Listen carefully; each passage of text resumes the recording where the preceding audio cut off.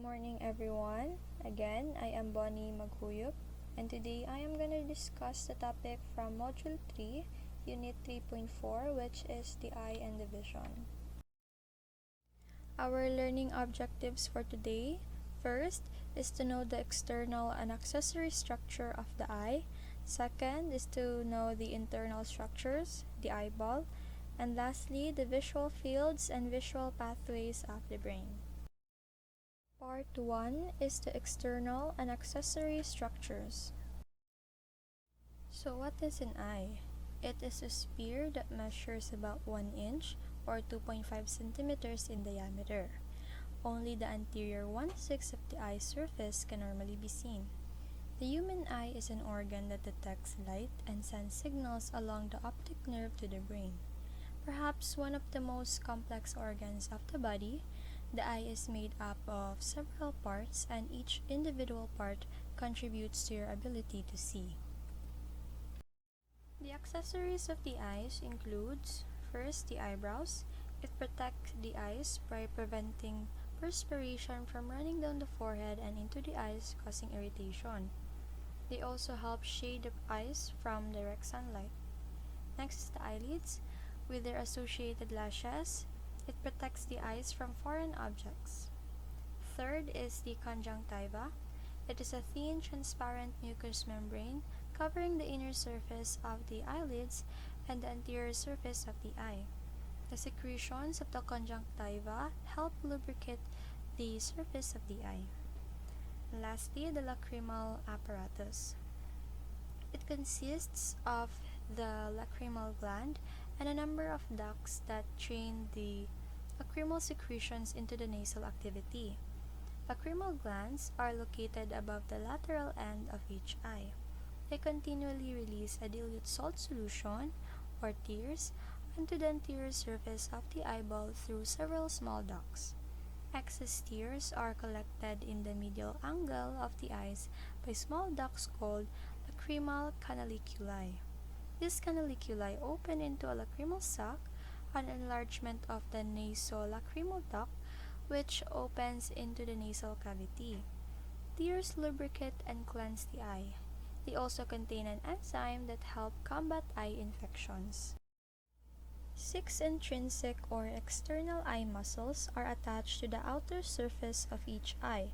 These muscles produce gross eye movements and make it possible for the eyes to follow a moving object. The names, actions, and cranial nerves serving each of the extrinsic muscles are given here in the table. Yung location naman ay makikita natin dito sa image na naka-attach. So 4 of these muscles run more or less straight from their origins in the posterior portion of the orbit to their insertion sites of the eye to attach to the 4 quadrants of the eyeball. They are the superior, inferior, medial, and lateral rectus muscles. 2 muscles, the superior and inferior oblique muscles, are located at an angle to the long axis of the eyeball. Now we will discuss the internal structures of the eyeball. The eyeball is a hollow, fluid-filled sphere. The wall of the eye is composed of 3 tissue layers or tunics. The outer, fibrous tunic consists of the sclera and cornea. The middle, vascular tunic, consists of a choroid, ciliary body, and iris. The inner nervous tunic consists of the retina. So, fibrous tunic, the sclera is the firm, white outer connective tissue layer of the posterior 5/6 of the fibrous tunic. The sclera helps maintain the shape of the eye, protects the internal structures, and provides attachment size for the extrinsic eye muscles. The cornea is the transparent anterior sixth of the eye, which permits light to enter. As part of the focusing system of the fibrous tunic, the cornea also bends or refracts the entering light. In vascular tunic, the middle layer of the eyeball and has 3 distinguishable regions. Most posterior is the choroid, a blood-rich nutritive tunic that contains a dark pigment. The pigment prevents light from scattering inside the eye. Anteriorly, The vascular tunic consists of the ciliary body and the iris. The ciliary body is continuous with the anterior margin of the choroid. The ciliary body contains smooth muscles called ciliary muscles, which attach to the perimeter of the lens by suspensory ligaments called the ciliary zonule. The lens is a flexible biconvex, transparent disc. The iris is the colored part of the eye. It is attached to the anterior margin of the ciliary body, anterior to the lens. The iris is a contractile structure consisting mainly of smooth muscle surrounding an opening called the pupil. Circularly and radially arranged smooth muscle fibers from the iris, which acts like the diaphragm of a camera. It regulates the amount of light entering the eye so that one can see as clearly as possible in the available light. In close vision and bright light, the circular muscles contract and the pupil constricts. In distant vision and dim light, the radial fibers contract to dilate the pupil, which allows more light to enter the eye. The nervous tunic is the innermost tunic and consists of the retina, which extends anteriorly only to the ciliary body. The outer pigmented layer of the retina is composed of pigmented cells that, like those of the choroid, absorb light and prevent light from scattering inside the eye. The transparent neural layer of the retina contains millions of receptor cells, the rod cones, which are called photoreceptors because they respond to light. Electrical signals pass from the photoreceptors via a two-neuron change bipolar cells and then ganglion cells before leaving the retina via the optic nerve as nerve impulses that are transmitted to the optic cortex. The result is vision.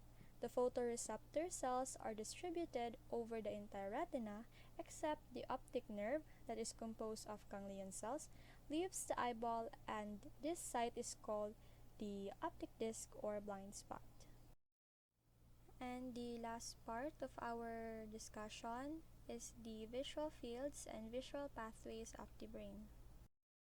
Visual fields and visual pathways to the brain.